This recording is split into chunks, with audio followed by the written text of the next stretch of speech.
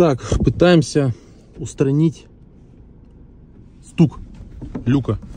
То есть, когда едешь, он, короче, так бьет, что офигеть можно. Видосов где нету.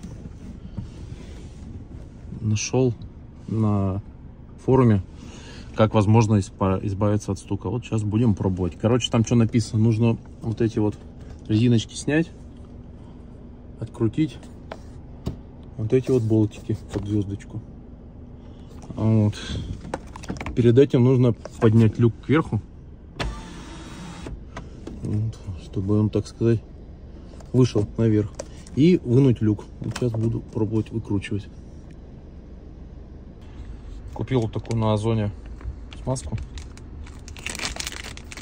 с кисточкой, специально типа для люков, потому что стук адский на кочках, особенно вот в погоду, когда либо прохладненько уже, то есть, видимо, металл уже подсужается, и вот этот стук просто ужасный на маленькой кочке отдает прям по всей крыше машины, как будто у тебя что-то отваливается. В общем, люк снял, вот. Вылез у меня тут, все протер от старой смазки.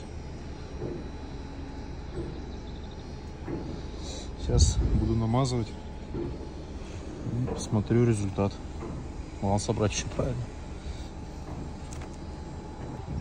В общем, намазал все, что можно было, с обеих сторон так вот. Сейчас буду ставить люк обратно. Ну вот, раньше на этих вот кочках уже такие были удары прям по всему люку. Ну, в принципе, вроде работает. Все, вроде ничего нигде не стучит. Вот я тут по кочкам специально. Все вроде. Никаких ударов, ничего. То есть таких вот прям адских, отдавающих по всей крыше нету.